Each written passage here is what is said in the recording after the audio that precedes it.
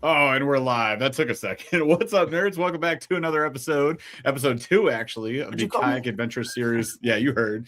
It's the KAS AAA show, as it's going to become known. The Kayak Adventure series, aggressively average combo show. We're doing this every other week. And the show's all about just getting you to the point where you can, 1, catch more fish, 2, catch bigger fish, and 3, potentially participate in either your first tournament or maybe one of your first 10, right? But if you want to get better at tournament fishing, this is the show for you. We're going to bring on awesome guests every single week.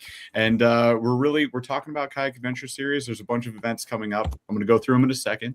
First, want to intro our guests. So we got Bailey Eigbrett here. Bailey, how you doing, man? You're fishing right now. You're in tournament prep mode. Oh yeah, the next couple of days. Hey. I was like, dude, the man's getting sun. That's rude. We're gonna have these raccoon eyes till November. I wear it with pride, but yeah, we're fishing, man. We're down south and out of the terrible city of Buffalo. So I'm in where I'm supposed to be. That's awesome. It actually it's going to hit 60 in Michigan this week, which is why it's fake. It's fake spring. It's a fake out. It's not real. Our second one, though, that's important. Right? Because then comes the third one, and then comes real spring. Yeah. We're getting there. Today was 76 degrees. I was up on Watts Bar crappie fishing with the Sniper Marine guys, and I was laying on our buddy Trey's boat, and I laid in the back, and he's like, dude, what are you doing? Catch the fish. I'm like, just let me have this. Just let me have this. Let me take my nap. Let me take my little cat nap. And just be in You can watch the vitamin D bar. Bloop, bloop, bloop, photosynthesis. Yep. You got to get it, man. Yeah, get it all. That's what I do at work. Whenever randomly the clouds part and there's a window nearby, I just stand up by the window and just soak it. Yeah. We didn't get it in Florida. And Bassmaster in Florida, remember that? We went all the way to Florida, below Orlando, and it was still freezing in that cold front, and the fish felt it too. I went down early thinking I'm gonna go fun fish around Florida before that tournament, and there was ice at the ramp at the lake. I wanted to go fun fish. The water was 41 degrees. That's insane, and you can tell those fish are different species because they did not want anything to do with it. Dude, it was illegal. They need to ban that crap down there. Yeah, absolutely. Put a big wall, big net, giant that just blocks all the weather. This huge thing. It just you can't wall up the weather, Drew. You can make. I saw Zona's post. They're making indoor, absolutely can. Indoor lakes and fisheries these days, like indoor snow skiing and snowboarding. They have indoor. They're making indoor lakes. Yeah. There's no way it was AI. There's no way.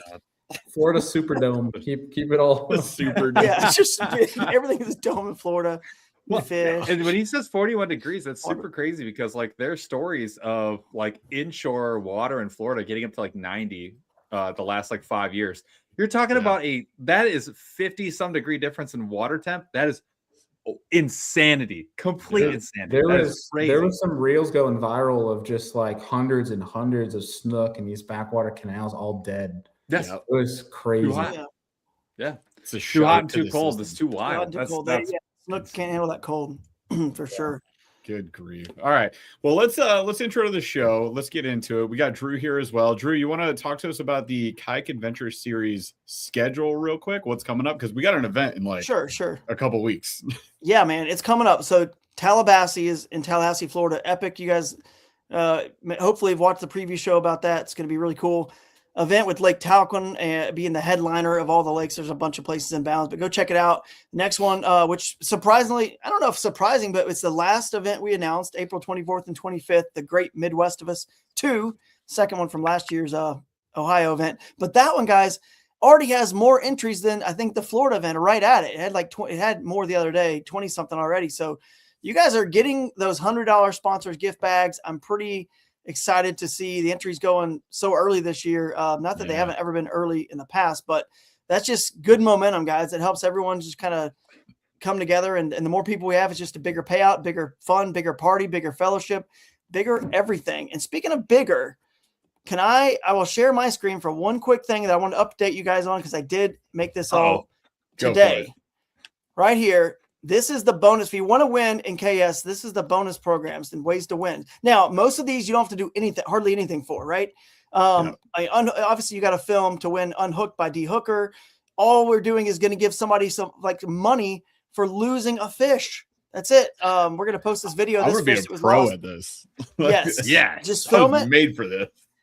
Send us that video, and your pain could potentially be your gain. So that's kind of cool. We're trying to spread the money out, guys, at KS, so that obviously the winners are always going to profit and make a good bit of money. We know that. Mm-hmm. But if we can spread some money out, we're paying down to 25% of the field. The last 5% will just be gift cards and stuff and entry fees. But then other things like this, the Angler's Cut with GoPro, you guys can read all about this stuff here. The county bounty, literally just stay in the county. That's it. And when you register, you click where you stayed, and we know you were eligible. Just stay in the county that is hosting us, and you get $500. Omnia Fishing, Omnia Pro subscriber gets $300 in credit to Omnia. Of course, bonus bucks. We all know about that. Yeah. You got your cross kicks bonuses. We're going to give away literally about 60 or 70 pairs of cross kicks this year to whoever qualifies for those.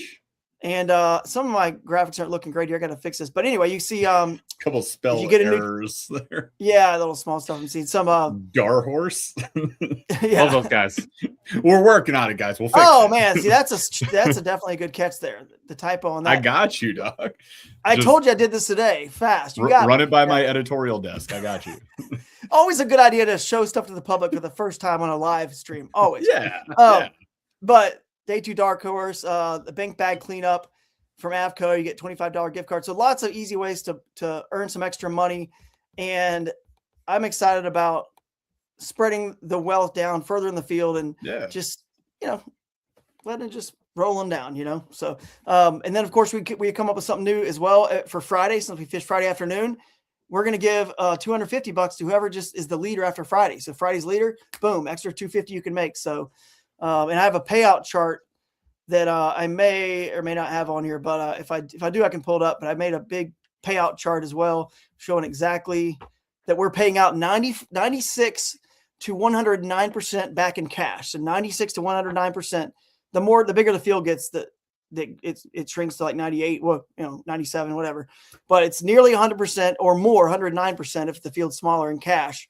And then if you add the prizes like a raffle kayak for charity, it goes up to, I want to say it's like around 110, 120% or 220% payback in total value between cash and prizes. But usually it's around 150 to 220%. So it's all thanks to you guys for loving the trail and supporting it, and the sponsors just buying into what we're doing. They believe in it. So keep it up, guys. And maybe one day we'll get Bailey to one of these. I know he hadn't had a chance yet, but question. Yes, question. Bailey. When are you going to give away a Tundra? Asking for a friend. A Tundra. Yeah. Well, dude, go see Mike D. Go see Mike D. Toyota of Kent. I know I heard about you had to, it sounds like a bunch of stuff went down with your boat. I heard this all. I didn't even see you in Florida at the check-in. I missed you there, but I heard a bunch of stuff happened to your truck with your boat or motor or something. I don't know, man. Jake was giving me a lowdown. Yeah. All the above. But if you go see Mike D at Toyota of Kent, I'm telling you, man, you'll get the best deal. You'll get $4,000 of value, including gift cards, all free KAS entry fees for a year. Like, it's a great deal, man. You're going to get obviously eligible for Toyota bonus bucks. I opened up a check from Toyota bonus bucks the other day just for buying a new truck. They gave me a check back. It covers like my first 3 payments on the thing, dude. It was like, all right, sweet. So it's a good deal, man. But yeah, I wish we could maybe we grow big enough, Bailey. One day we could have a Toyota would be the Angler of the Year prize. Maybe. Guys, hear me out. I need 3,000 people at Tallahassee. Okay. Yeah. That's all we need. That's it. And then we can get Bailey a new truck. This is Bailey's truck drive. Sign up today. You get a truck. Last thing I mentioned, we do have some new merch on the website. That's actually pretty dope. I like that. Go check it out. Yeah, it's cool. We got hats like this one, which promote a little unity, which our world needs, I guess, a little bit more of it this time. I really can't tell if we we're unite together if I'm going to get punched by one of those reels. You could get punched, but we unite over spinning reels. I love that. Everybody can fish spinning reel. I love Bailey on this show because he's super positive and his positivity is infectious. You were actually on the original show when we announced this concept, right? I know, like Bailey, if you guys don't know Bailey, he's, hosts a Serious Angler podcast, one of the top level, like kayak anglers out there, just anglers in general, in my opinion. And then, he won Champlain last year. He's shaking his head, but it's true, man. I can be your PR guy. I can be your spokesman. Drew's it's unbelievable. You guys don't check out, if you don't know the Serious Angler Podcast Network, go hit subscribe now. And yeah, but what you really need, Bailey, is because you were unlucky at that last tournament. This is what you really need. Oh, The lucky a tournament buzz day. bait. You need to get your kayak buzz bait. Does it come with a buzz bait attached with to the drawers? Your lucky tourney undies. This is what you need, Bailey. Wow. You need that. Go on the website, go in the store, get your lucky, get your Shamrock socks. accent. Get your socks. Are you even trying if you're not wearing the lucky underwear? Like, what are you even doing? Dude, I'm not putting pants on if I'm wearing that lucky underwear. I'm Anyway, fishing. That's lucky outerwear. Yeah. These aren't lucky, Steve. These are just regular. What? Drew, we You should give have Drew talked about 10 this before minutes. the show. 10 minutes, a little bit of freedom, and this is what you end There up was with. no prep for Kids this. are in bed. My kids are in bed. I don't know about anybody else's kids, but my kids are in bed. These kids are not in bed. Choose your own adventure wisely. Okay. It's true. The Anyway. warning to There's- warn someone. If you warn it, then you don't get the reaction. That's true. You can't warn somebody for that, man. Oh my god! Come on. But It's anyway, between the buzz bait attached to the drawers and the choose your adventure wisely for me. I don't know. Drew, you totally missed the opportunity to make a Senko joke with the underwear. True. but you know what? We True. can always say add new Jim. designs, Yeah. man. We got time. Our designs are fluid on the website. The good news is these are all print on demand, so we don't have to even carry inventory. We just go in there and change Fluid. designs whenever Yeah. we want. So Bailey, Fix if you it want in your post. signature series underwear to say Cinco whatever, dude, we can make it. We can make it. Give me Dude. a Ned Rig one. You have a big. Just finesse. I don't know if I should say this, but there actually is an option on there to personalize, like all the stuff that we make that people, the customers can then add more and You change it have a whatever they want. 7-inch and they just print Cinco it. in there. That I Yeah. can- We didn't make it far. Well, we there's didn't the make new it far thick into the stick. show. The new Look, thick last stick from time we Z-Man. couldn't get off the toilet. This time we Or the- can't get out of the potty room. It's not a great look. No. What about the mag fatties? The mag fatties. That's The a good bait. mag fatty. We're talking baits here, guys. But anyway, What are those 12-inch worms that Strike Oh, King man. has? yeah, they're 12-inch, but they're pretty thin. Sure. Mag fatties. I don't know. Not the ones that I saw. Get the meat, get the beef. All right, They- I gotta stop talking. Yeah, Drew. Just Let's took talk the to show Bailey. away. But that's all Let's we got talk going to on Bailey, here. Let's so- talk to Bailey and you guys talk to him and get his input and how we can learn from him and his expertise. You guys all tuning in. Oh. I'm sure you'll learn a lot today. I may not be here for the whole show. We'll see, but We're yeah, gonna have to kick you out. That's what chat we're with this gonna have guy. to do. We're So gonna we hit can four get down to faces business. sonar, and Drew's gonna take a graceful exit stage left. All right. Pretty Well, much. let's get into it. That was an excellent intro, Drew. Thank you for catching us up on all the new apparel, especially. But yeah, we've got our special guest here, Bailey. So we want to first of all let's intro him. So Bailey, if you would, real quick, give us your 60-second infomercial of who you are for the folks at home. Yeah, I'm a kayak angler, full-time content creator, podcast host, and I'm great at telling people what not to do with fishing. So you're going to be getting a lot of what not to do tonight. But Love otherwise, that. man, just ate up bass head. Excited to be here. Appreciate the invite, boys. Heck yeah, we appreciate having you. I'm surprised we haven't had you on a AAA show Agreed. up until this point. That is wild to me. When we got you on this week, I was excited and I was like, oh man. We've done like 260 episodes, Paul. How has Bailey not been on this friggin' show? Probably for the Seems better. criminal. Your Probably views for are the. I mean, you see Drew's here, like first 10 minutes, Drew is like crashing the podcast. But no, this is gonna be a fun one. I'm excited because I think a lot of people are gonna learn a lot of stuff from you tonight. So yeah, let's dive in. Should we do it at Q of the D, Paul? Or we already warmed up enough? I think we're warm. We're pretty saucy. All right, right all now. right, fine. Let's get into it. Man. So, yeah, first things first. There's a lot of folks that are going to be watching this that either haven't done a tournament before or have done maybe a few. Right, like they're stepping into it, they're getting used to it. Bailey, how many tournaments have you done? If you had to guess, wild guess, shot in the dark. 200 something. Sheesh. All right. So how did you get into it? Obviously, between 0 and 200 is a lot. It's 200 specifically. But how did you get into tournament fishing in the first place? I think just being obviously ate up with it growing up. None of my family members were tournament fishermen or anything like that. I think just growing up and just seeing Bassmaster up on the weekends and seeing the reruns, when you dive into when you become a Bass nerd and you want to learn more and more and more, and you start looking at all the archives and the history, obviously you're going to run into old Bassmaster reruns, FLWs. And so just seeing that and seeing Kevin Van Dam and Ike and all these guys, fishing these tournaments. Of course, as a young kid, you're idolizing these guys and you're like, how do I get into that? And I had no idea how to get involved in it until, started getting on social media a little bit. And I had one guy that, actually how I got into tournaments, I learned from a local guy that there was a club that we could go fish, and it was team tournaments. And it was a buddy from high school, me and him from high school. And he was 16 at the time. I was 17, and he had the boat. And so his dad would actually, for our first tournament ever, would dropped us off in this little 25-horse tin rig with all these bass boats. And we were getting laughed at. And we did not know what we were doing. Yeah.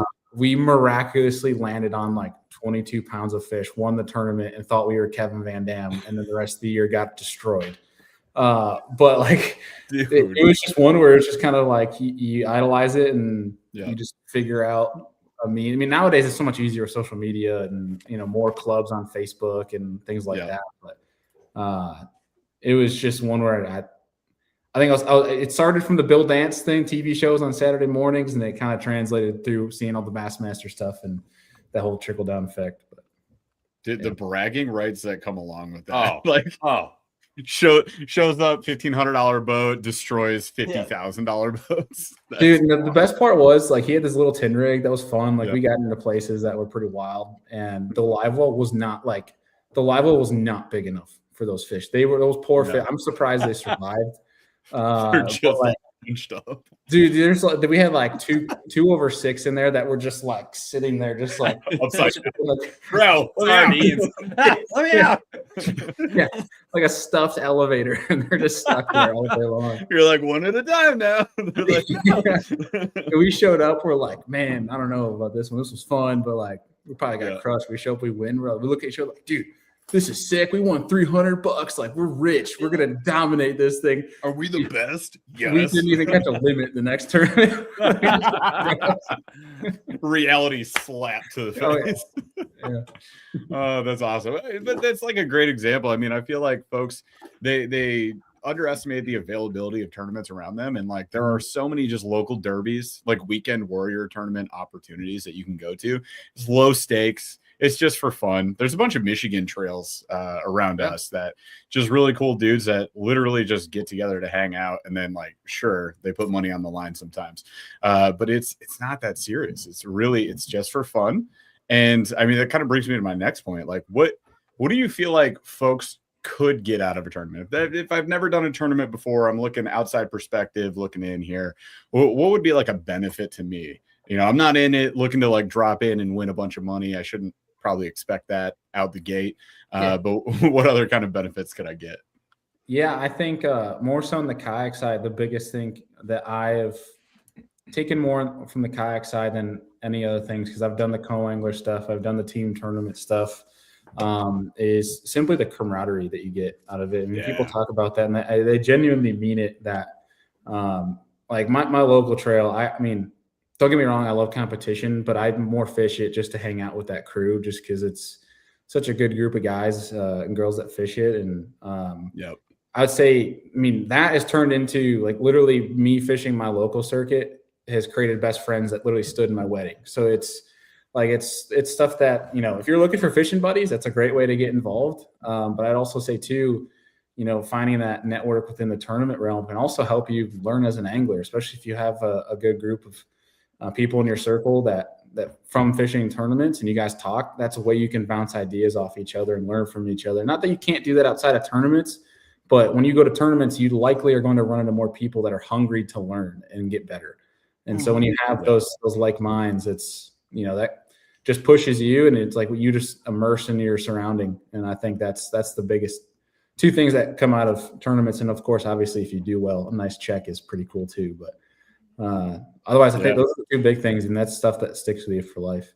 You ever Isn't it good though at those when you stay with people, the camaraderie at the houses and stuff, and these trails, whether it's a local derby, and you're talking about it, but really these national ones when you're traveling like a KS or a Bassmaster, it is cool when you like hang out with some people and you kind of realize that we're all basically human. We're all like, we all struggle out there in practice, but it's not like it's easy because you see the guys that win and it takes them a lot of practice days. Sometimes maybe they stumble up on the pattern during the tournament and you just think these guys are invincible, but no, like even as much as, successes like Bailey's had and I've had and other people, you'll hear it from all the pros. Like dude, fishing is hard, even for us, for anybody, it's hard, but that makes anybody out there watching that's in that beginner, up and coming, intermediate phase, at least feel like, okay, I'm not alone. Those guys, it's hard. They struggle too. So I shouldn't be discouraged. So when you're around those people and you get those stories after practice, especially even or during the tournament or after it, it does make you realize like, hey, I'm not alone. I'm going to stick with this, keep going.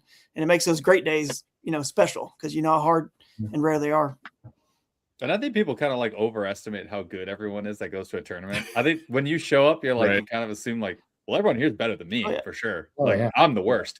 And then then you go through and you're like, well, I caught a limit, caught 7 fish today. And you're like, wow, 18th, I'm middle of the pack. Like, how'd I get here? And it kind of is surprising. Like, and it's not to say that like the people that go aren't good, like the people that go are very good. But when I think, like I said, just people just kind of overestimate like how good the field's going to be and maybe underestimate your own abilities when you get in there. And when you're mixing it up and you got most of a full day, if you could put 5 fish together, like you should be in the mix. Like you're somewhere, you're not nowhere. You're not going to be way at the bottom. And I think it's very gratifying. Like when you go through a good day, maybe you catch 15 fish and you're like, man, I called like 10, 12 times today. Like that was a freaking good day. Like I had a decent day. And you actually end up seeing that a lot more. And I think I've encouraged a lot of people to go try it. I always remind of like a bowling league.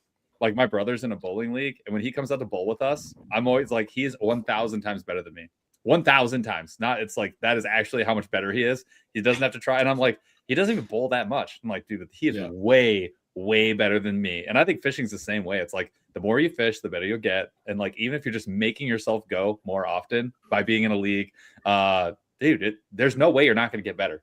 It's going to rub off. Like it's going to happen. Yeah. I think there's a speed to learning there too. Like the learning curve, it picks up when you like start doing tournaments versus if you're doing it on your own, you're the only one out there. Like it's you versus you. Yeah, there's no pressure. There's no reason to try new things, do different stuff, go to different spots. You go to those same comfort spots on your favorite lake. So you're like, keep hitting the same lake, keep hitting the same spots on the same lake, keep throwing the same lures, and surprise, surprise, you don't learn anything, right? But if you go to these tournaments, it forces you out of your comfort zone. You go to a new body of water. You go to like a kayak adventure series. You've got like 20 bodies of water you can pick. You have to go explore something new and different. So you get to those new spots. And then like Bailey was saying, you get to talk to those folks, make some new friends, learn some things fast. And I think that's the benefit. Like we're not here advocating for you guys to do 100 tournaments a year or get to 200 like Bailey's at right now. But imagine if you just did 2 a year. Like that's what Paul and I essentially do. We do like 2 a year. We just get out there, meet a bunch of folks, learn some things, challenge ourselves, have fun, go home. And also eat all the beef sticks that exist on the planet, show me the breakfast sandwiches. Take breakfast sandwiches to go. Like that is what we do. It's a blast. Oh, those right there. Come ready, man, with new primals. They're sponsored, dude. This is the KS show. They are a sponsor. New Primal is a great brand of meat stick. Go check them out. I'm gonna make a monster dent in their donation pile of meat sticks when I how do we get like a Dr. Yeah, you get one in your gift bag. You guys will get one. Well, I'm working on that, man. One day, we'll see. The Dr. Pepper. As soon as 3,000 people sign up for Tallahassee to pay for Bailey's truck, we will then get Dr. Pepper's. Need I say more? First things first, we need a Tundi for our boy Bailey. So let's get that going immediately. All right, 3,000 people sign up Tallahassee, we win. That's all we got to do. That's it. Easy. If everybody puts in $1 right now, like we can make this happen. Potentially. Which by the way, before we go into anything else, I do want to hear what happened to the truck. And I mean, if anybody missed it, I feel like that's a story that needs part to of the lore at this point. Yeah, let's explore some lore with Bailey, if you will. Mike Dobson's in the chat, by the way. I saw him from Toyota of Kent. He said, "Get a Toyota." So you heard the man. We're trying. Send it over. You know, I'd forgotten about the truck, but now my PTSD is back. So yeah, I guess we'll talk about it. Thanks for that. I didn't bring it up first. Drew brought it up first. All right? Yeah. I'm just exploring the lore, as it were. Look at the adventures you guys can have traveling to these tournaments. It's great. Your trucks break down. We're really promoting the sport, traveling to these national events. We do 200 tournaments. You drive a lot, right? Yeah, like that truck has been through some stuff. Yeah, that truck had 83,000 miles on it in 2.5 years. That was pretty good. I've been there. It sucks. Yeah. Yeah. Basically, long story short, not to draw it out too much, I before I left for the that Florida tournament, I went to go get all brand new tires on my truck after I literally the week before just replaced all brakes, everything, like got the truck ready for the long season. I always do the big refresh in the winter just to make sure everything's good. And go to start my truck to go get all brand new tires 3 days before I leave, and a check engine light comes on and it wasn't flashing. So I'm like, all right, I'll get it scanned. Hopefully it's something small. Go get it scanned. They said, yeah, it's just your shutters. They're stuck open, like the shutters that open on your grill of your truck so that air can get in to allow the motor to cool. So they're stuck open. And they're like, it's better than being stuck closed. So they're like, yeah, you're fine. And I'm like, I told them, I'm like in their face, like, I'm driving to Florida and back. Am I good? And they're like, yeah, you're fine. I was like, okay.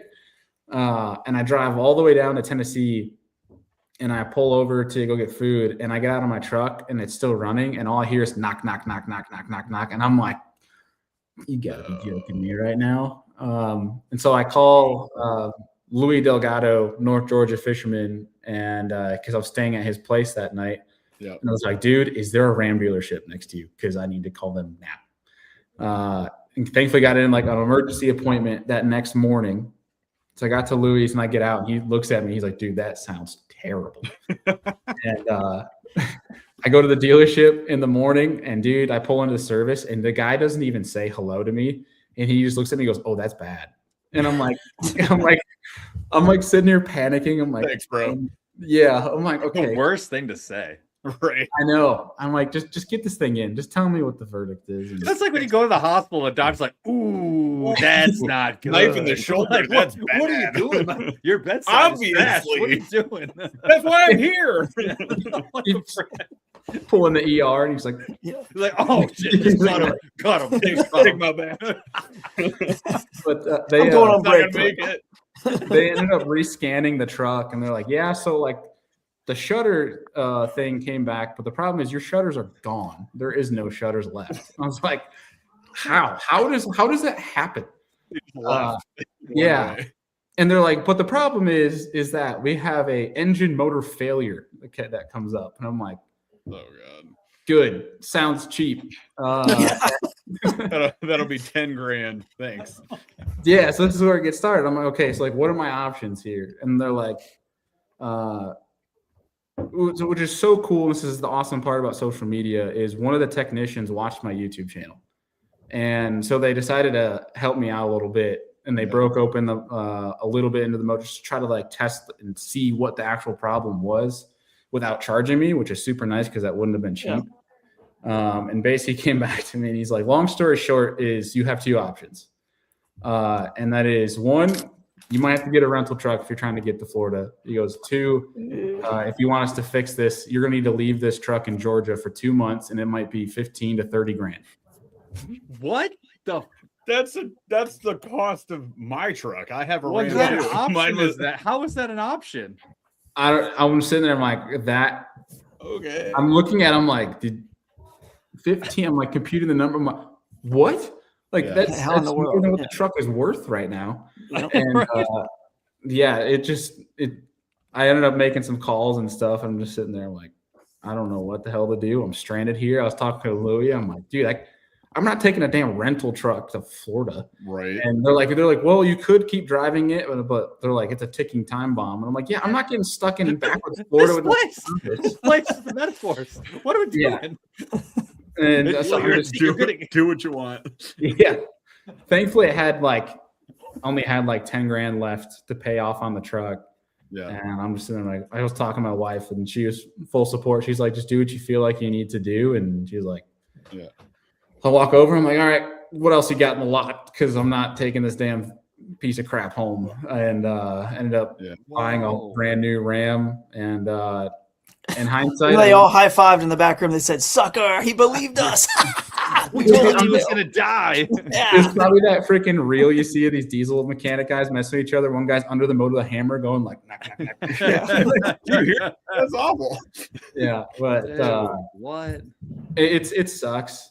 I would have loved to have shopped around a little bit, but like every brand new truck has so many problems. Like I'm seeing just cautions. I mean, Ford will never go forward. My buddy went through 2 transmissions within 30,000 miles on a 2024 F-150. Chevy's having a bunch of problems. Toyota has a motor recall already on the brand new Tundras. And I'm just like, the problem is, here's the problem. And this is actually a shout out to Toyota because the old Tundras are freaking badass. And I was the week before I left, I was window shopping for a 2017 Tundra. And so my truck said, hold my beer. You're not getting rid of me that easy. You're staying praying, buddy. Oh, yeah. No. Yeah. I found this perfect 2017 Tundra, had 40,000 miles on it. Oh, wow. For $48,000 in Ohio. And I was like, that's great. I was like, save it for me. I'm coming back. No, they never made it back. Never made it back. Yeah. Dang. That's crazy because I've had 2 Rams. My first one had 200 and I got rid of it. And I actually made $8,000 on that truck, which is crazy. And then the one I've got right now has 110 and never had a problem. You need to knock on wood right now. Yeah, you shouldn't have said that. Well, I already know. We're driving to the classic, you fool. I already know that my run with Rams is done based on like quality from that brand. But like, I had a roll, dude. I've had a roll. But anything post 2019 is going to be and actually it's so funny you say that. So I looked at right before I hit 100,000, and it sucks because the used car market was trash right when I was looking. But I actually was shopping I wanted to get a 22 Tundra was the one that I wanted. And that's probably what I'll do for my next one is I'll get a 4-year-old, the 2 gens prior. That's exactly what I'm going to do. We're all getting Tundies because 3,000 people that's are going to Tallahassee. I want to ride mine out to 185. Like if I get mine to just shy of 2, then I'll roll it. Well, see, we don't tow bass boats, so I've never really considered the Tundra too much, other than it does have a little bit better, like obviously back seat room for the kids. Yeah, but they fit, and the Tacoma is fine. But like I'm always like, I want the better gas mileage. I don't need that big of a truck. You know what I mean? It was like Tacoma's been awesome. I love this new one I've got. It's been great. I haul like waterlogged trees out of our lake for firewood, and I'll have like a hammy, a 30-foot strap and a 20-foot like tow chain, and we'll drag like 40-50-foot trees out of the Lake St. Clair, like right up onto the beach. Saw them up, fill my truck up to the very tippy top, and then make runs and then saw it up, and that's what we use for firewood. So like I do that year round, dude. It's nice having the full size being just the weight alone. It's worth it. I need the sounds like you're taking structure out of the lake to me, but dude, that stuff all rolling up, bro. And plus, there's Jeff. It rolls ashore. I see. It's not the sunken trees. No, we have a cove. No. It's all trees that roll up onto the. It's not. We have like a big sandbar, and they all roll up onto the sandbar, and then I just drag them out of the. Paul's wrecking Lake. Plus, how am I going to launch my kayak if they're all in the way? What are we doing here? I've been doing that for 12 years now. Wow. All right. Well, let's get back to fishing, y'all. I have one last piece of story if you like it. This is to anybody that wants to get a Ram. Let this be your deterrent. I drove it off the lot and it was perfect. Great. Mm-hmm. I start the truck the next day. The screen turns on. I connect my CarPlay because we're about to leave for Florida. The screen starts flickering, shuts off, hasn't turned on since, and I now need a brand new radio and screen on a truck wasn't even a week old. What year is yours? 2026.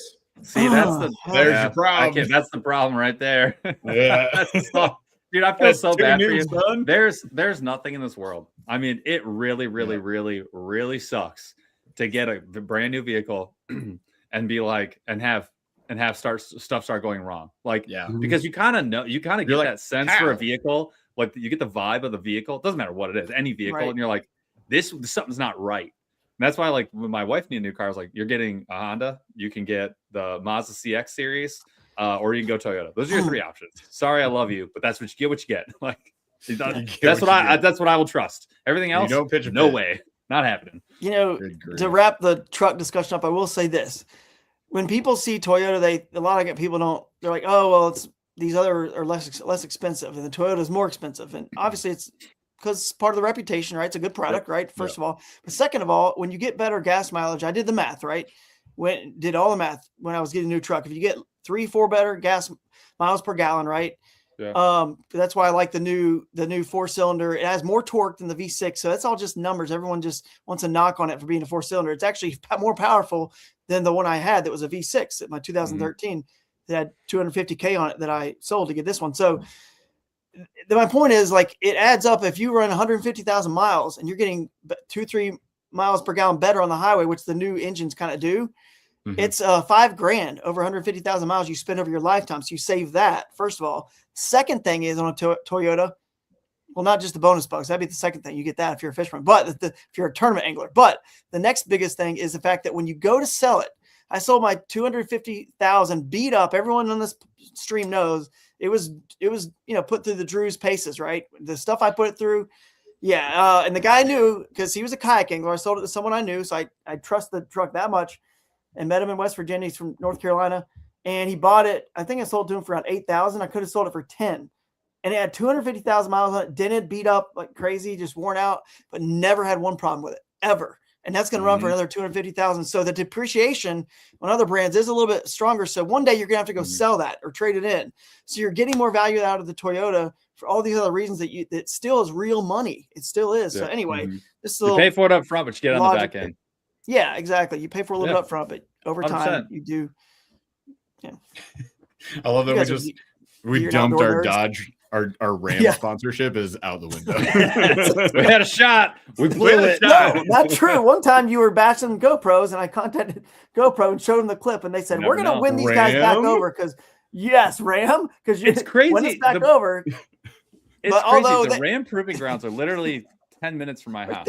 I can literally go drive down there and be like, "You forgot to test the screens." Yeah. And what the hell's a shutter?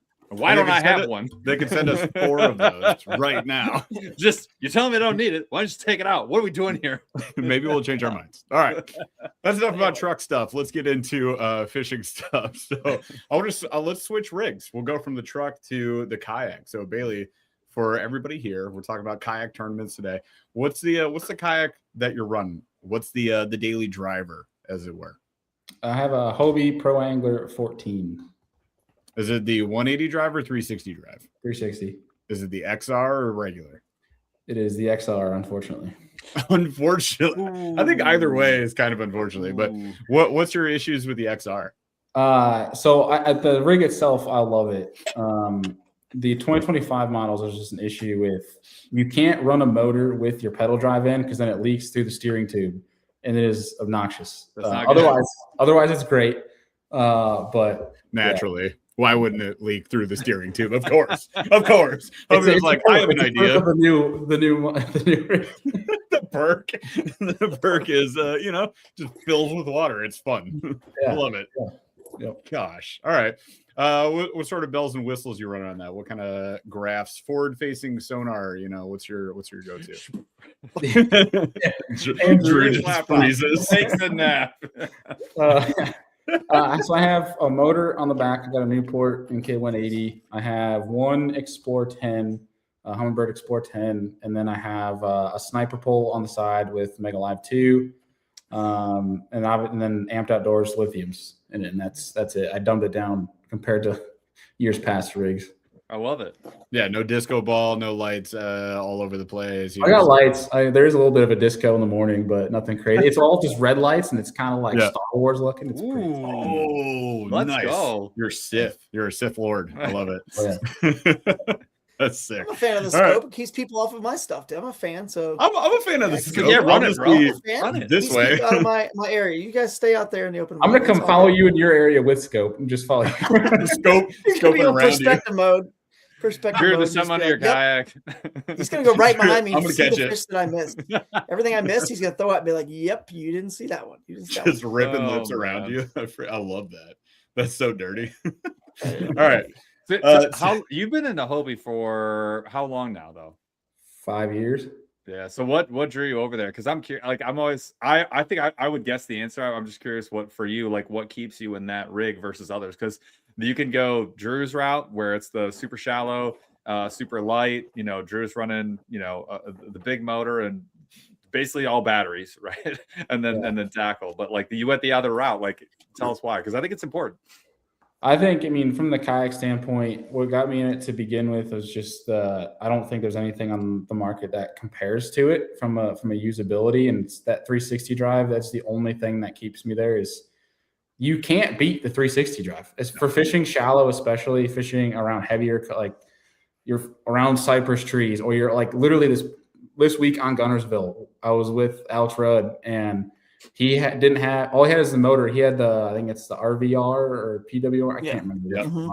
Yep. But he only had a motor, and we're in like less than a foot of water in grass, and I'm just fluttering through it just fine. And he's burning them to the motor trying to get through. And it's like, it just excels in fishing shallow water. And then on the flip side, for my techie people, it dominates when it comes to scoping too. It's just way easier to stay on fish and be more accurate, especially when you have wind come into play.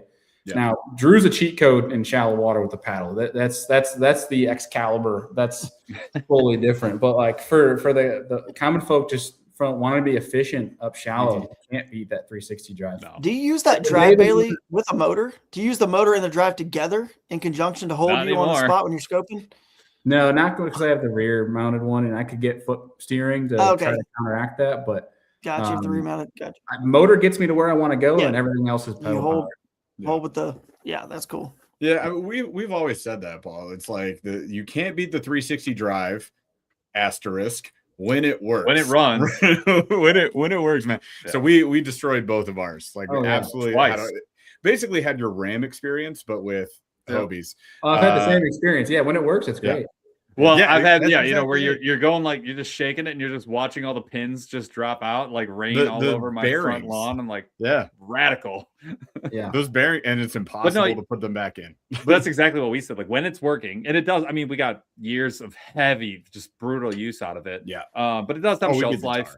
That one for sure. But when it's working, it's elite. There really is nothing else like it. And dude, when you're in the river and you want to retrieve a lure. It's a joke. It's a joke that a 14-foot under it at the right angle, the river. stand up, grab it, sit down. Like, and I will say, if you like standing, like if that's important to you with stability, I'm not sure that there's a roomier, better layout still to this day. Like it is, the Titan-X is like close. The new canoe is very good, but once you sit in a Hobie, it kind of let 360. It is the king when it comes to interior. It's the ultimate Cadillac. I mean, it's the Escalade. It's crazy. Yeah, I still think if it wasn't for some of the durability issues on some of the 360 drives, because I've had one drive right now that I've had for over 3 years and been perfectly fine. I don't even grease it at all. Like I don't take care of it I'm supposed to. It doesn't knock or anything. It doesn't knock or anything. No, it's perfectly fine. But I've gone through a couple drives prior to that. But dude, I think honestly, if you were able to put 360 into an Outback and it was durable, that'd be the greatest kayak ever made. Oh yeah, we've always wanted the Outback. Yeah, dude, it's a great kayak. Like 100%. That is a kayak I definitely want. It needs a higher seat though too. The Outback needs it needs a lift on the seat. If you put a lift on the seat and you had the 360, that's the most flexible by far. Dude, I saw the greatest thing I've ever seen on an Outback. This guy, I can't remember his name. He fished locally. But he put like when you see like an old person walking with the walker, he put a seat on a old person's walker and rigged it to his kayak on his Outback, and he sat on that. What a legend! Yeah, it was incredible. That's sick. Ridiculous. That's scoping. It's just up on his scope perch. I've got a polling platform that's the exact same thing. It's basically a walker. I have it, and I used it back in the Jackson Kayak SUP. I still have it up in my garage. If you want one, Bailey, for your rig, I could sell it to you, man, real cheap. But anyway, it's sitting up there. Does it have It's the tennis literally- balls on the bottom too for it? Yeah, right. Oh, it's got it. It's got it. They all come with that. It's Duh. like 30, it's like 28, 30 inches tall. And it's got the white skating platform. I've been waiting to figure out somewhere to put it and use it, but just There you never go. have. Since We got the then, but I legend still Scott don't know. Butcher in the house. I do. Speaking of, yeah. Drew, he did is. you call us throw this one up? He said, we'll be awesome to see what Hobie does with new ownership. Yeah. I don't know if it's gonna be awesome. I'm interested to see what happens. It's a big change, and I guess whenever big money gets involved, I get a little nervous. So we'll see what happens. Well- I'm always hopeful for good things. Truly, I am, because while like we got Scott in the house, I've loved every Crescent I've ever had. I've never been upset with one. Get a walker for dirt cheap at the yard sale, True. or At an estate sale. oh, no. Okay. Yeah, I've loved it. A lot of tons of different kayaks that I've been in, Yeah. and I've never been mad at a Hobie either. And like, I want to see. There's no kayak brand I want to see not be successful. It's good for all of us when they're all doing well. Yeah. And like, we all lose when we lose that Hobie ingenuity. Like, there is still nothing like a 360 drive. We all lose when that's not out there. When people aren't doing the links and all that other stuff, we need to see that, dude. And it's Steel with Pride, right? 3 years down the line, we all want that. We all want to see the ingenuity. So, yeah, man, I hope for the best. And, hey, maybe when it's the Ascend line, maybe Ascends I'll be making recommendations, because I've never been able to do it, and I'd love to be like, The you Hobie too Ascend? should go get an Ascend someday. I don't know. I've never once said that ever, but maybe I'll change my mind. You never know. I will though shout out your setup, Bailey, because what you've done is the best way to fish shallow is with a rear mounted motor, not a front, right? Not a bow mount. And if you want to go up rivers and creeks, you obviously want that rear motor. That's why I use a Torqeedo. Yeah. But the problem is you don't have a spot lock. But what you've done is you're pretty much telling everyone, I've got the best thing for shallow when I need to go shallow, and then I use that 360 drive and use obviously the drive to keep you stationary for scoping. So you're still able to do that, which is why most people have the bow mounts. They really, are focusing on the scope with the bow mounts electronics or in main lake stuff. So you really do have a really unique setup. It's kind of why I switched. I even saw what Guillermo did with that. The only downside to the Torqeedos and Newports really is you just can't really stand very well and fish, because you're always having to sit down and move them with your feet. But when I saw that New Canoe, shout out New Canoe, they had a hand steering lever, and Guillermo, I'd seen him using it with his PVC pipe that he puts over it so he can stand. And I got the same thing. I got a broken Bending Branches paddle, the super lightweight carbon, fiber, or graphite or whatever, super light, and it was just put on there, and it's awesome. So I can still stand, use the Torqeedo and sight fish. And then of course, it's kind of the best of both worlds, but yeah, that's a cool setup, Bailey. I like that. How much would you guys pay? And I've mentioned this to the Newport team many times. How much would you pay for the Spotlock remote for a Newport? $14. Dude, a Bluetooth remote on a Newport, I would pay. Oh yeah, it would be. We've been asking for it, man. That would be so sick. Imagine also being able to push button your speed too by percentage. Which now that Garmin's done that, right? Like somebody else is gonna have to do that, but I don't know if it'll be a year, 2 Garmin's years, 3 remote years is insane. If you guys haven't seen the Garmin Force, you mean the Wii remote? It is the point where I want to go. It is the crazy. Like, no one talks about the remote enough. It is wild what they've done. Literally, hold a button, point, motor turns you. Nobody talks about it because nobody can afford it. That's the problem. But wants to afford it. It's still insane. Like Scott was talking about it. Like that leap forward. Now everyone goes, we can do it. It can be done. Maybe now I'll add it, because I'm telling you, that will be the biggest thing ever.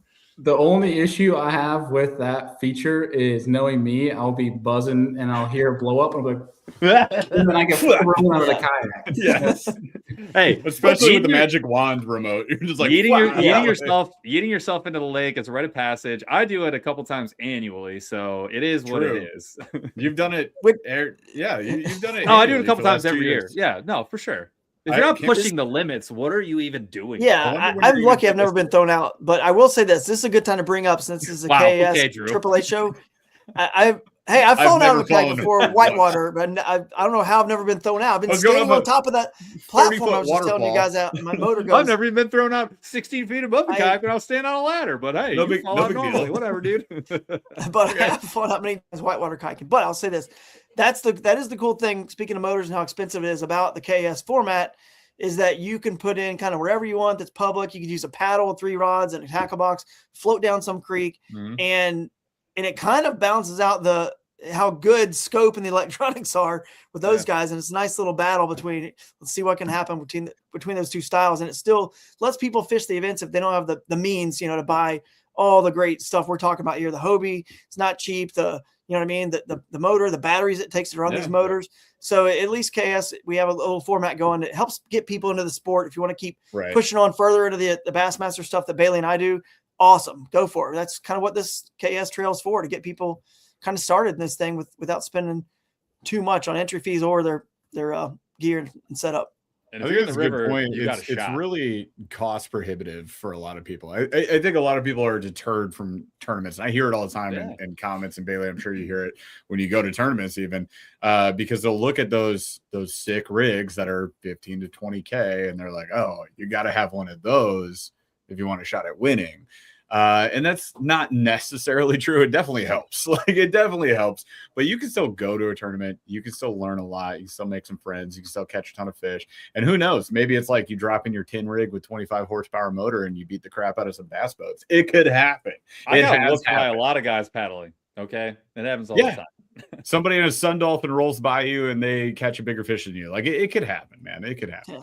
That was one of the biggest reasons why I dialed down my setup, was because I was looking at where we're going in this sport. And it's like, one, I feel like as a content creator, in the kayak fishing space, I'm not doing any justice to the future of our sport by running a 13-inch graph up front, a 10-inch graph on this side, going insane on all the different bells and whistles. And it's like, is it cool? Is it great when you have it? Yes. But what is that telling the person that's trying to get into the sport? Exactly what you just hit on. It's not setting the great example. I know Christine's doing that as well. So trying to help turn the tide on, I'll shout out right now, FluxJet.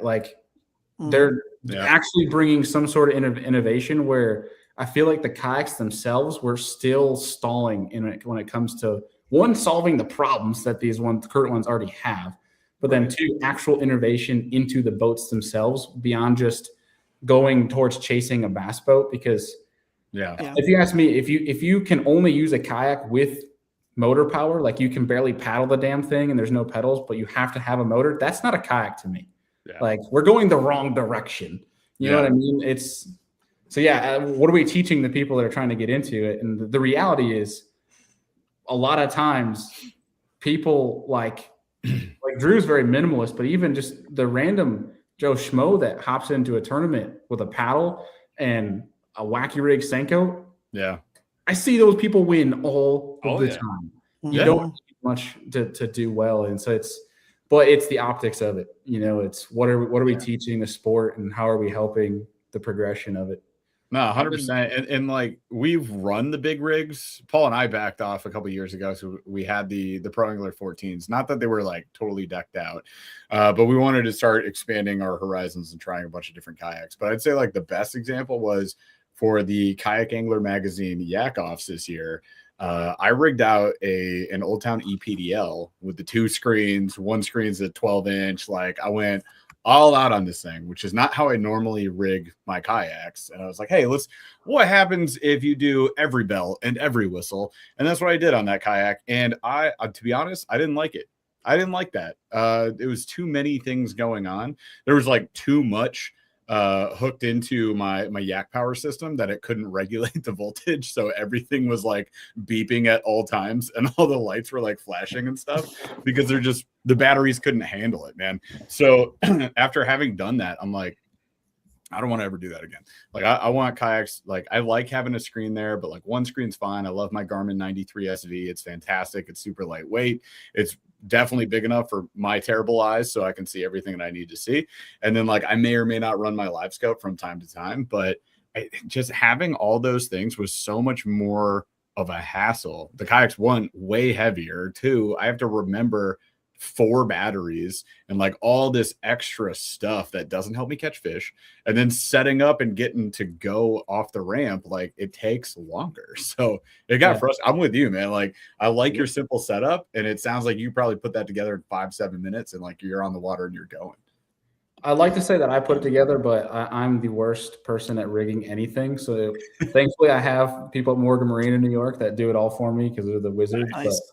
But there's something way more fun about such a simple setup. Like Gunnersville the other day, granted, I had a motor on the kayak, but I had a black pack with one tackle box in it with swim jigs and chatterbaits in it, 2 rods.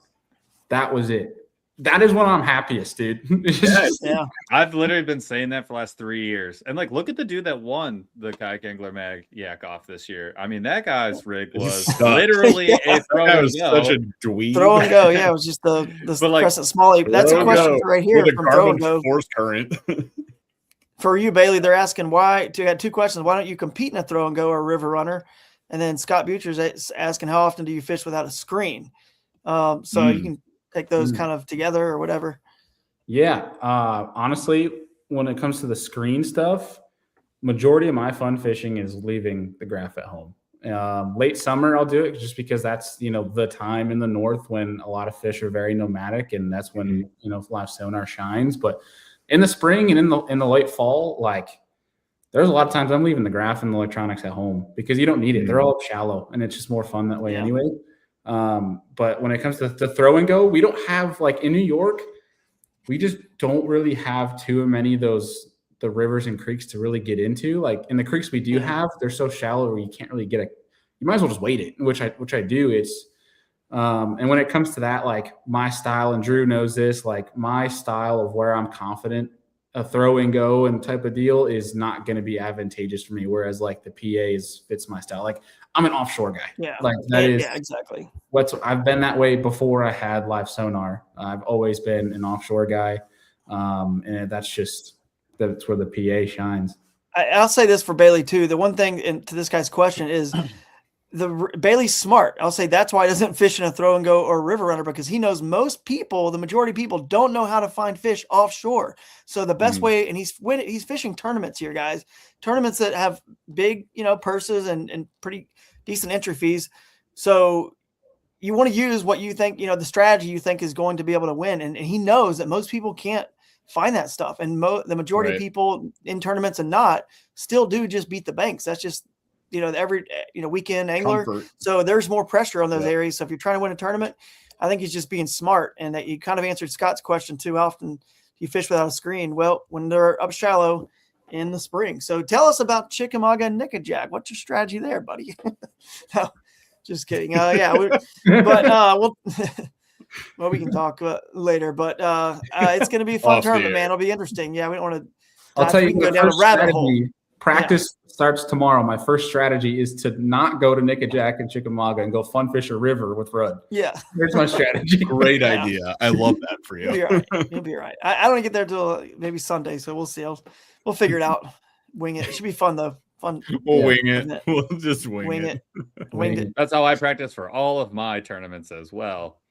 That's 100% what we do. Drew just shows up. He doesn't know practice. He just shows up. Well, yeah, but he wins, and I finish like 58. Yeah, we do the same thing. It doesn't work, man. It doesn't translate. I don't know what I did wrong there. But once you kind of understand like the fish, you can literally do that. You have to obviously have the number of days in the water. Bailey said 200 tournaments.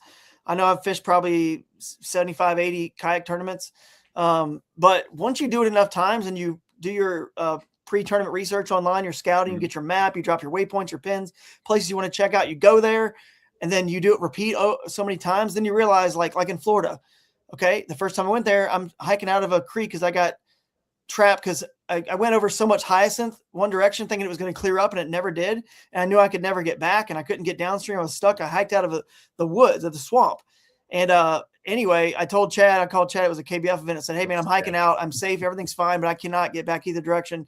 But now that I've done that and I go back to the satellite imagery, I know what hyacinth looks like on the satellite imagery now, because it looked like lily pads or some sort of, you don't know what vegetation. So my point is, you've fished enough, and now that you've done that, I'm not saying you don't want to practice. Trust me, I want to have practice, but I got 3 dogs, 2 kids, and a wife, and all of our stuff going on. And you got to feed the dogs. I would love to, absolutely, but I don't have time to, and I've put in enough time previously so I understand what I'm seeing, what I'm looking at, and I've done it repeat, where I have a pretty good idea what's going to go down, and I can figure it out even on tournament day, which happens even if you're there for 3-4 days of practice. Things change so much. You still have to just fish the moment on tournament day. So that's kind of the good news. Once you do it enough, you don't have to have as much maybe practice time on the water as you used to. But.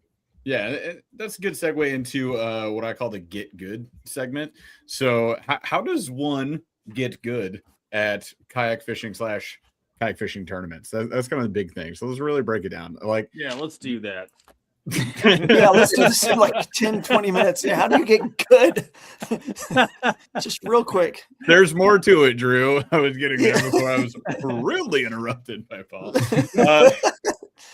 So let's just start out. Like we talked kind of like setups. Hey, get out of the kayak. Somebody asked earlier, they were like, hey, what's a good price range on a kayak? If I can find this comment, it was like, oh yeah, 7K, I saw that. 10K, 12K. Like what should I be investing? So if you start with the vessel, right? We've already talked about the industry was kind of trending in the wrong direction. Bailey's taking a page out of that book and he's saying, nope, we're going the other way. So simple can be better, right? There's less decisions to make on the water, then you're going to make better decisions. If you're always like, should I do this? Should I do that? Should I do that?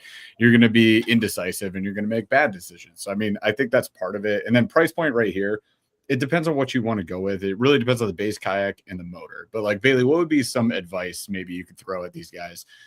You said at the top of the show, I'm going to tell them what not to do. So what would you not do when you get a kayak? Don't feel like you need to go spend a lot of money to do well in a kayak.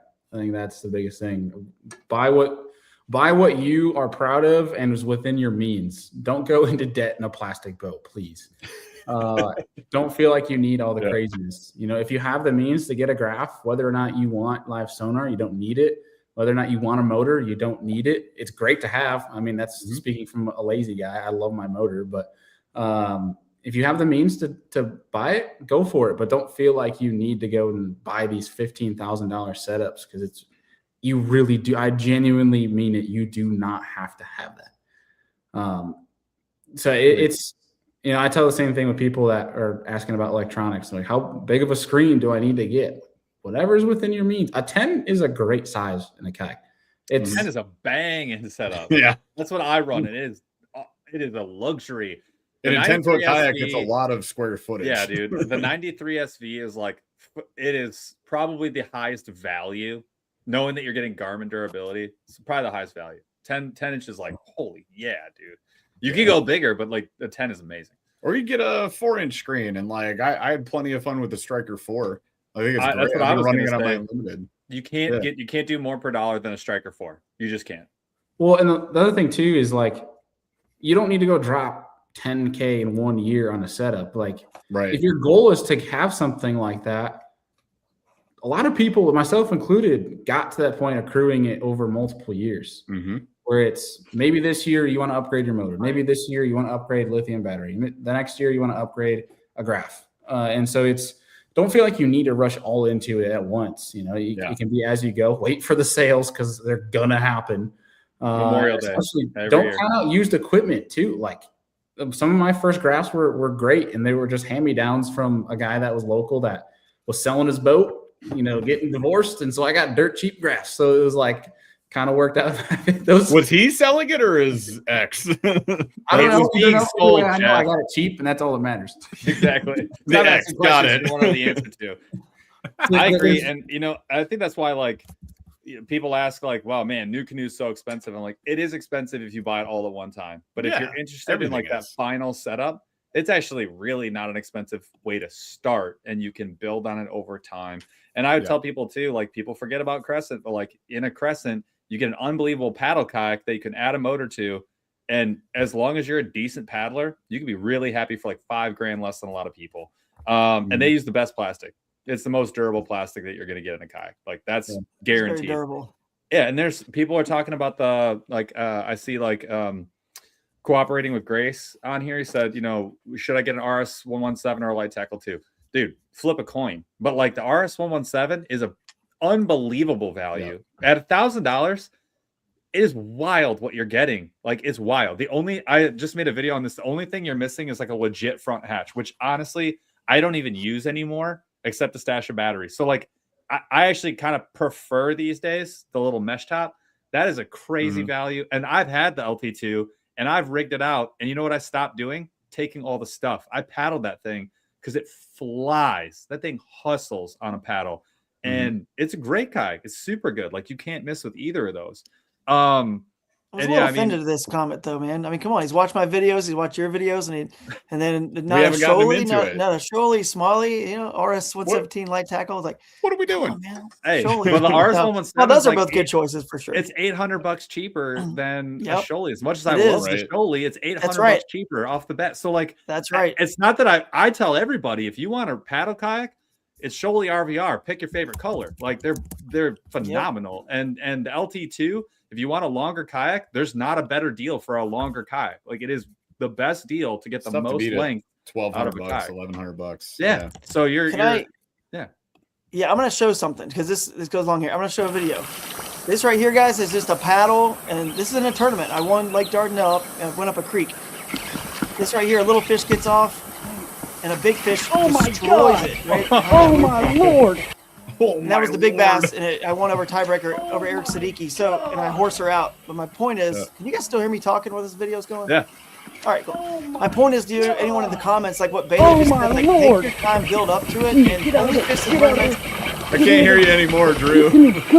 What? I want to mute that video. Gigantic fishes.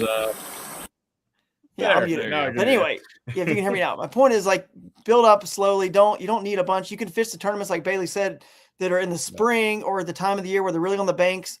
So maybe later in the year, you don't fish as many or whatever. There's still shallow fish, of course, but you can kind of build yourself up to save some money to get those electronics and a bigger, better boat or whatever. You can still catch fish and win tournaments just with this, especially certain times of year, like we talked about earlier. So, and there's nothing wrong with fishing a catch event or one where you're going to get to fish the river because that's legal water, right?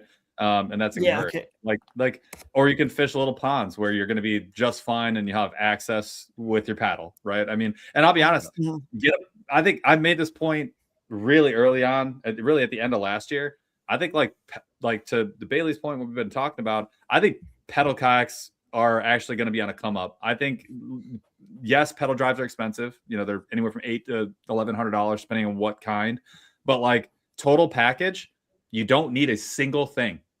If you have fishing rods and baits, you can take it from the store and you can go catch fish and hustle around a lake, like hustle. Yep. So don't discount a used pedal kayak. An Old Town drive will never break. It's never going to break. And then even the prop drive, the propel drive from like Native, it's not going to break. Like there's no used one that's going to be a problem. Like go get one of those. You're going to be just fine. I mean, more importantly too, it's extremely serviceable because it just uses bike parts. So bro, you can fix it with ease. But yeah, all good points. So yeah, start with what's within your means. Don't go crazy. You don't have to buy the tournament rig all up front. Like tournament anglers are going to do that. The ones that are in the money, they're winning. Like, of course, they're going to go buy a 15, 20K kayak. It's an investment in their job for the year. Same with bass boats. And a lot of those guys, they get that boat for a year, they get rid of it. Their sponsors pay for it. They didn't do anything. So like that's how that works. But for us normal folks, us average anglers, then let's just stick within our means. Let's get what we can, build it up over time. I love that concept. So we go from the rig to actually fishing. So Bailey, you're in tournament prep mode right now. If somebody wanted to do a tournament, what kind of planning should they be getting into?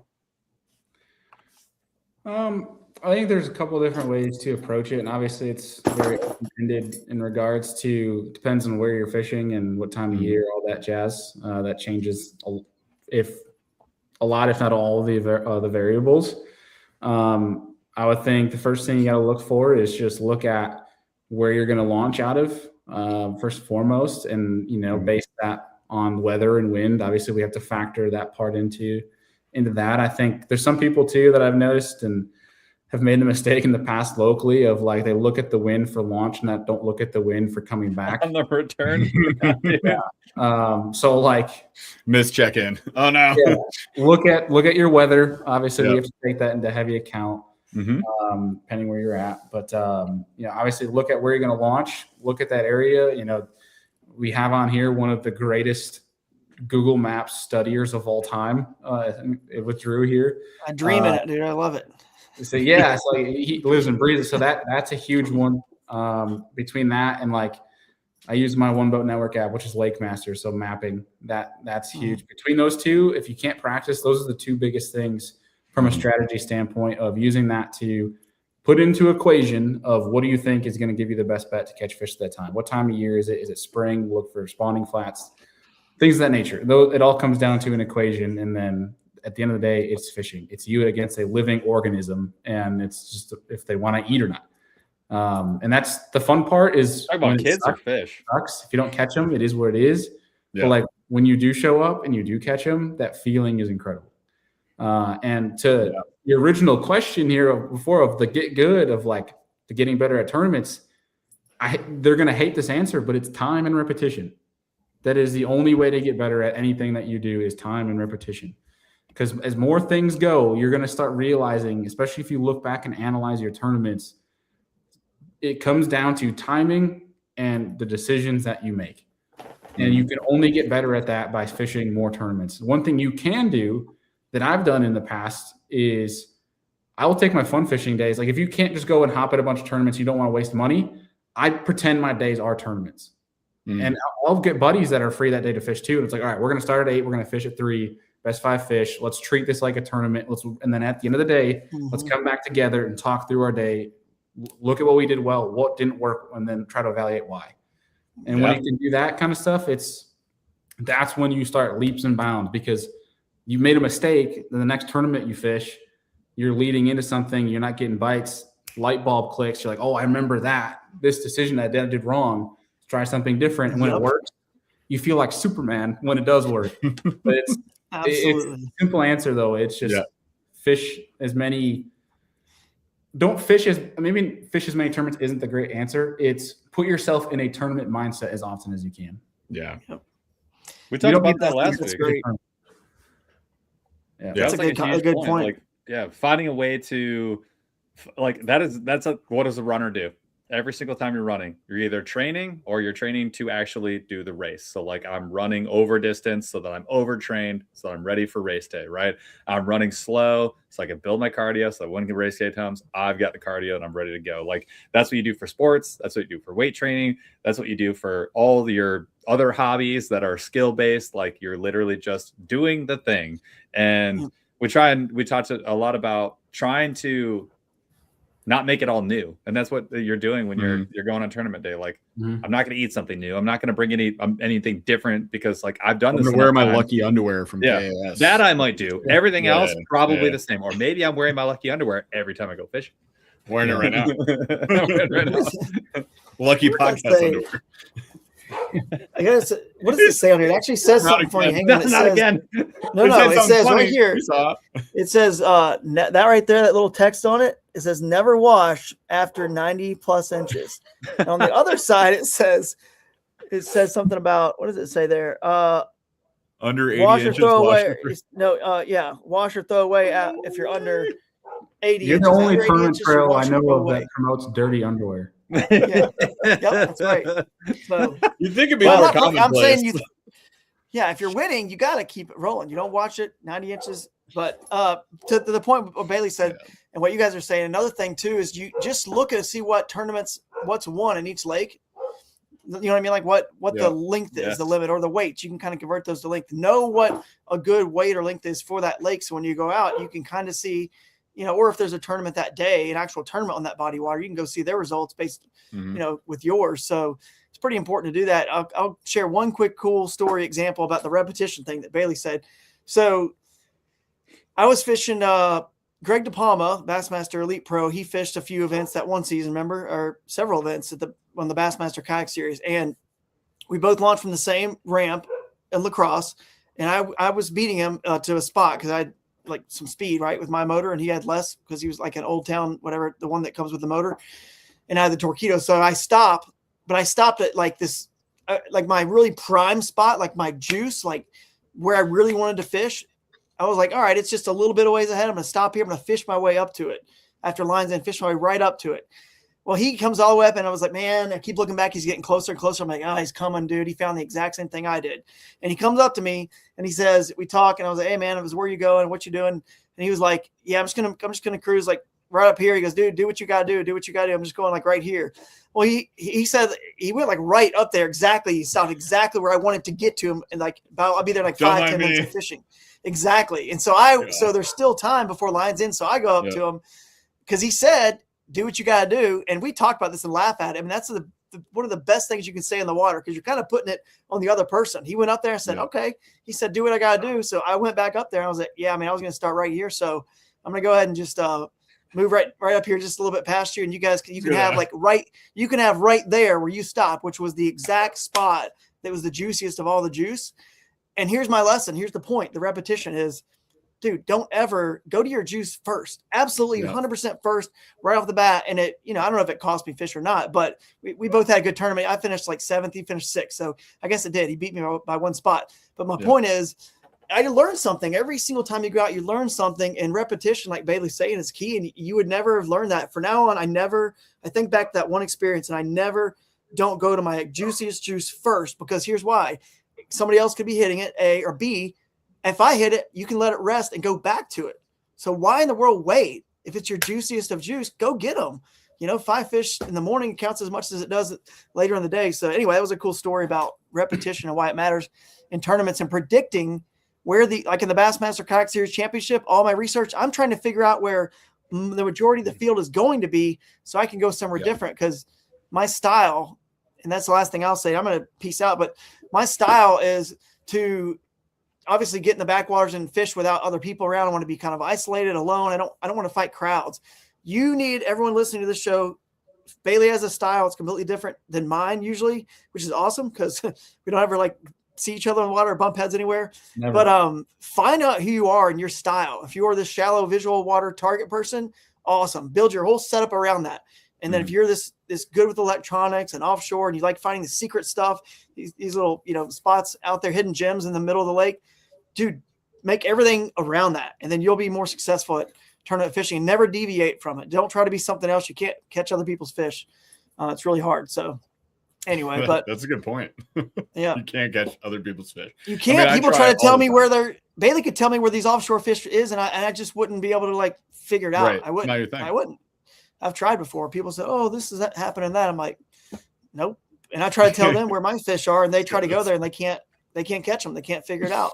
Yeah. So anyway, but I'm going to peace out, let you guys finish up whatever happens next. But I appreciate Bailey big time. I can't wait to see you, buddy. And hopefully we'll have a good event and see you on the classic stage.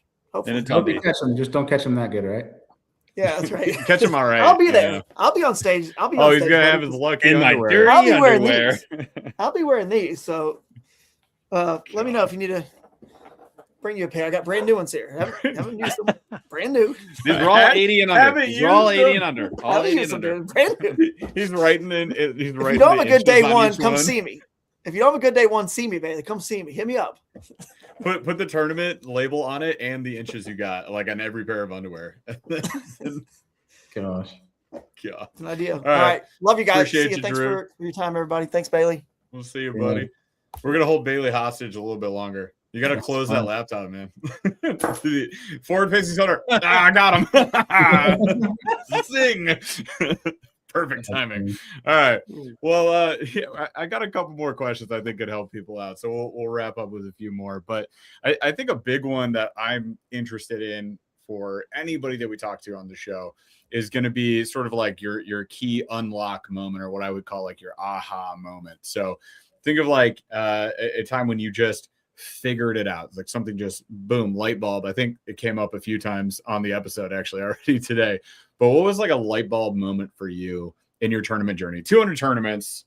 At some point along the way, you're like, I got it. I've found my groove. This is my thing, and I'm good at this now. What would you say that was for you? Honestly, it's when you hear people talk about tournaments, especially you hear it on the pro stage of like all tournament fishing is between the ears. And that is so true. And the two biggest things that helped me in regards to making decisions, which that's 90% of your tournament, was one. The only thing people remember is who won. Don't care about sucking and failing, because I mean, I've always been. That was a hard hump to get over for me, being an athlete my whole life, and like always expecting like the best. And so once you can get over the fact of like, I accept the decisions that I make because my decisions is what I thought was to win, and you're content with not winning, that helps you so much, because it takes less weight off your shoulders in making decisions, and you can become more fluid that way, where it's like, this isn't happening. I haven't fished over there at all. It's brand new water, but that looks good. And it helps you make that decision and go. And I can't tell you how many times fishing brand new water I've never touched has crushed for me in a tournament. So don't be afraid to fail. It's honestly, it's necessary in tournament fishing. If you want to get better, you're going to suck. And just literally the cliche saying, embrace the suck. Like, that's when you learn the best. That's when you adapt the most. And then the last thing is, in these big fields, like 200 plus anglers, it's hard sometimes to not let it get in your head of seeing certain anglers catch fish, things like that. But you need to remember that it's you against a fish. It is not me against that angler. We're not going head to head. Unless she's fishing a spot that I want to fish, at the end of the day, it's you're not competing against the anglers. And once you change that mindset, it's just you fishing and you against the fish. You start to focus on what really matters, not what Joe Schmo 300 yards away is doing. Because when you start worrying about that, you distract yourself and you're not fishing efficiently. So when you can focus on that, one, you'll be less stress-free. You'll stop worrying about what other people are doing. And it just kind of helps you build more confidence in that side of things. But there was I'll give you a story, I guess, for a moment in my career that something clicked for me was when the tournament I won on Lake Eufaula, the Hobie BOS on Lake Eufaula. And I'd been in a tournament before where Lake Eufaula, we got this massive thunderstorm that basically turned the entire lake into mud, like 2 inches of visibility. And that's before, what I had done was trying to go to areas that I knew were good and just try to force a bite and figure out a way to get them to eat in dirty water. But this time, instead, I went and drove the entirety of the lake just looking for somewhat clear water, because the cleaner the water, likely the more I'm going to get bit. And on the last day, I finally drove around and found this one creek arm. I was looking for creek arms that didn't have creeks draining into it and that were pointed north, because with the current flow going south, if they're pointed north, less likely to get dirty. And the last one I checked was clear, it had hyacinths and bait popping everywhere. And like my first cast was a 5.5 pounder, and I left and ended up winning the tournament on that. I'm like, heck yeah, we're good. And that comes back again to repetition, like time. You have just learning from mistakes, and that only happens from fishing more and more events. That's awesome. That's really good advice. And also, I think that folks, even if you haven't done a tournament, you've experienced this. Every time I fish with Paul, I experience this, and I know he does too. It's like you go fishing with your buddies, you just want to like outfish them. Like, why wouldn't you? Like, obviously, every time I go out with Paul, I want to leave him in my dust, and I want to catch way more fish than him and way bigger fish than him. No like, what up? I'm better than you. Like it's friendly, but it's like everybody does this. And I always find that when I get stressed out, like if he catches a few fish before I catch any fish, and I'm like, oh no, he's gonna outfish me today. Then you just make it worse, right? Like then you start overthinking every decision you make, and you're just like, man, he's throwing a jig. Should I throw a jig? Like it looks like he's throwing black and blue. Should I throw black and blue? No, you should throw what you wanted to throw in the first place. Like stick to the plan. Just don't worry about it. Even if he catches 5 fish before you catch 1, you could always catch up, man. Like he might shut down at that point. You never know. And this happens to us literally every time we go out. It's one or the other person. We always end up joking about it. But I know the message that Bailey's given you guys is great. It's also really hard to like embrace that, to say like, it's easy to say, it's much harder to do. It's so hard. Like I'm 38 years old and I have a hard time losing. Like it doesn't go away. You just have to commit. You have to be conscious of it. You have to, attempt to overcome that challenge. And that's kind of how it is, man. But time on the water will help you do that. The more often you get out there and do that. I have a 24-hour rule when it comes to bad tournaments. You can be pissed for 24 hours afterwards, suck it up, and then start analyzing it. When you can, but you said it like embracing it is a lot easier said than done. But once you can forcing yourself to do it, it becomes easier over time. You don't become content, I guess, with losing. Like you're not, shucks, we lost today. There goes $200 entry fee. Like, it's like you don't become that way. It's you're still pissed about it, but like, it just becomes easier to swallow. No, 100%. It's a practice. It's an art. It's something that you have to just put some time into, some energy and effort into, and eventually you'll get better at it. Nobody's perfect at it, but it's certainly something that you have to be conscious of. Just be aware of that. And like when Paul and I have a rough day, we're out fishing, again, not in a tournament setting, just fun fishing.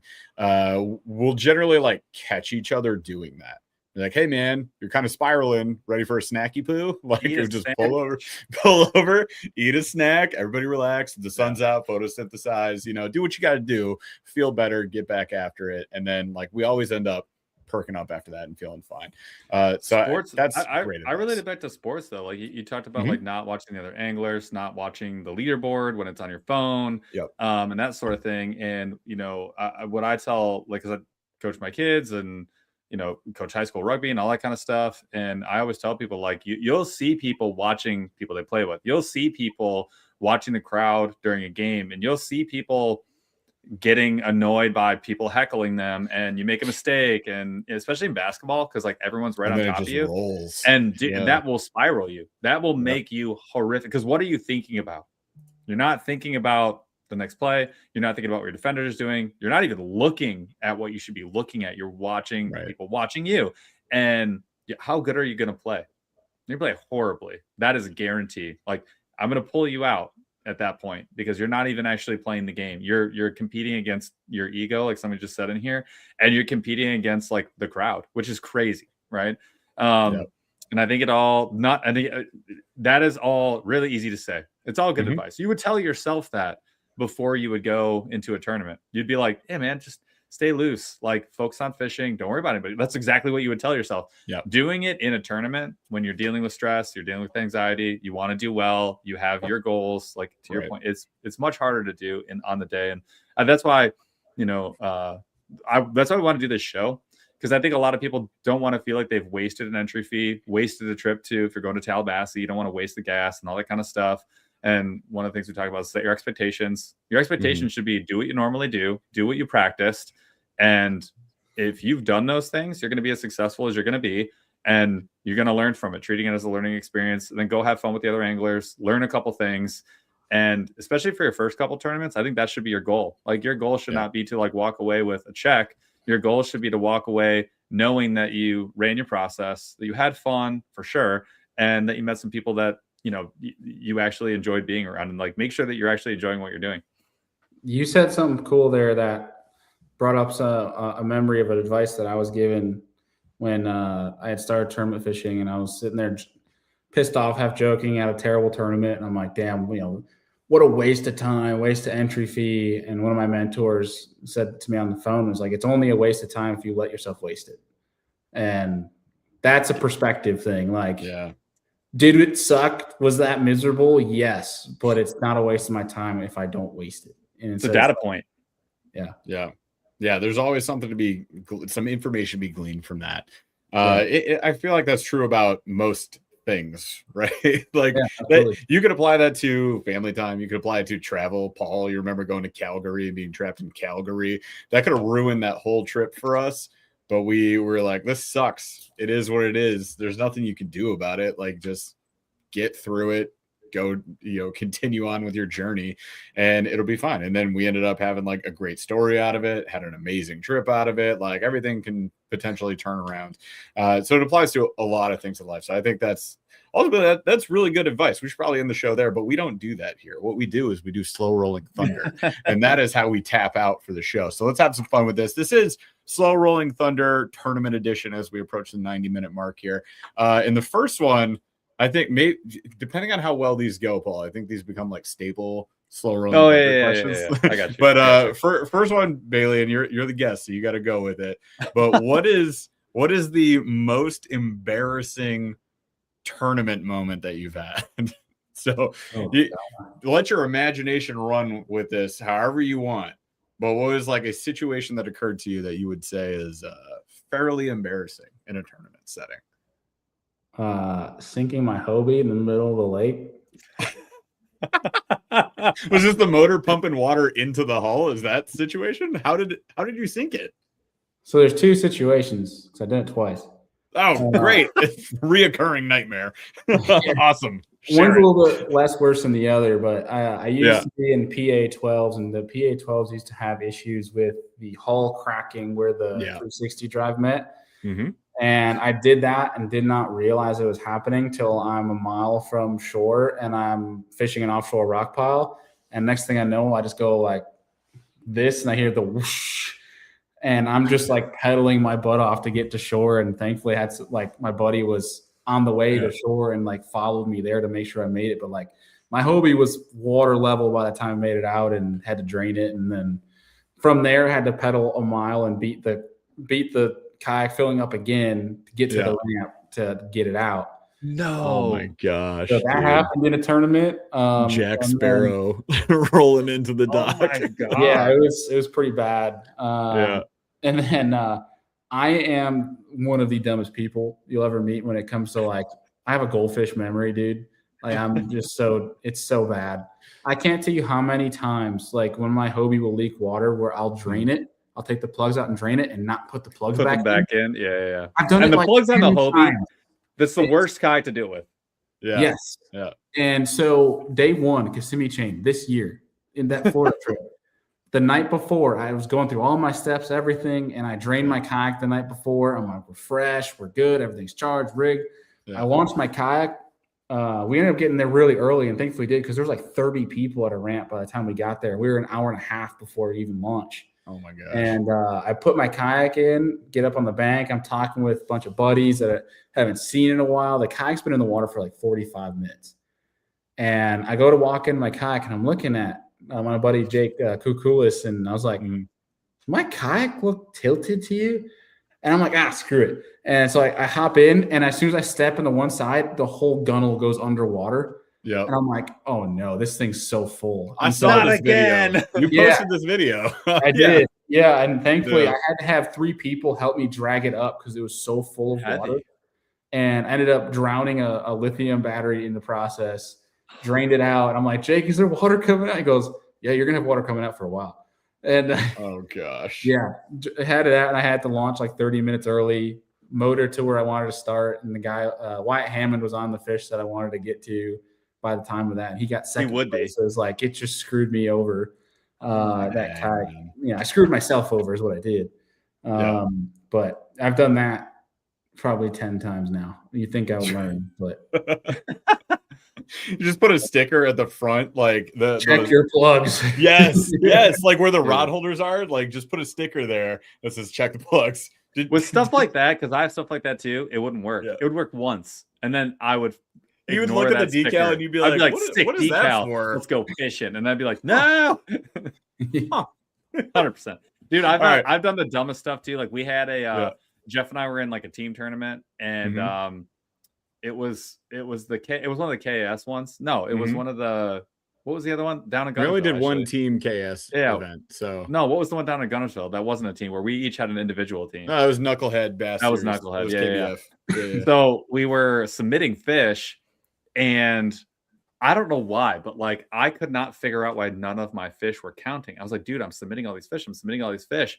And I expected to see them all in the queue, like in my fish queue. So I could see like what was calling and what wasn't. And I expected to see them all. And I just hadn't practiced with that app at the time. And I was getting pissed because I kept submitting fish. I'm like, dude, where are these fish? Like, I don't know what I've got, what I don't have in here. And it was doing what it's supposed to, which is only show the ones that were like above limit and the ones that were like that I was going to call. And I was literally like texting Chad, like, what's going on, bro? I can't. And he's like, I don't know, man. Like, the app was like, perfectly fine. I just didn't know how the app worked. And I was like, oh, so I'm an idiot. Now I understand. That makes way more sense. Like, dude, like I guess all that to say, there's nothing that's off limits. Everyone's going to do dumb stuff. And you talked about the community. 80% of the people have probably done exactly what you did at least one time. Guaranteed. Yep. Yeah. That same tournament, I broke my 360 drive. It was we jammed enough belt. duct tape to lock it forward so that we could. So two things happened.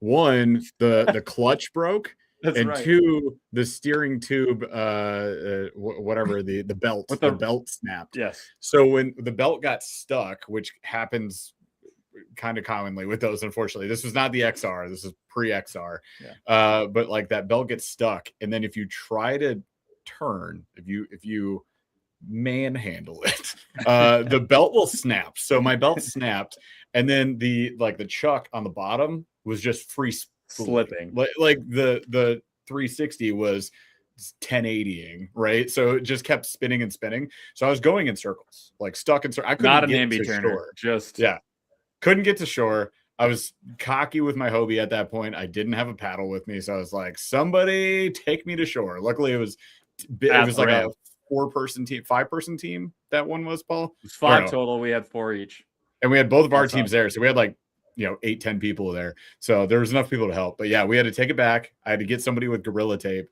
We taped it all up so that the drive wouldn't turn at all. It was stuck straight, and then I was just rudder steering, and it was the worst. But we still had a fun tournament, so whatever. It sucked. All right, so some people have been asking in chat. So as we wrap up here, I do want to give you a chance here before we take off. Bailey, if you want to call anything out, where can people find you? What are your socials? If they aren't following you right now, they definitely should be. But your podcast, your socials, and what do you got coming up? Let's hit that. Yeah, if there's a social media platform that exists like you guys, I'm on it. So you can just search me by the name. Be the Fish on YouTube, obviously Serious Angler podcast. And coming up, I just got the Bassmaster Championship next week. Looking forward to that. And I'm fishing the entire series this year, including California, which I'm pretty hyped about. Oh, wow. Nice. Yeah, other than that, I'll save it for a later date. But I got some pretty big stuff coming up at the end of the year. Some potentially really big stuff coming up at the end of the year. So okay, let's go. Tease it with that. But all right, so people should be listening to the podcast. Seriously, there's some subtle hints that's within my social media the past few days that people could pick up on if they get between the lines. But if they're I would love to announce it right now. My wife would kick me. So all right. Wait, does Drew want to say goodbye? Hello, Drew. We're still live. Do you want to say bye to everybody as we take off?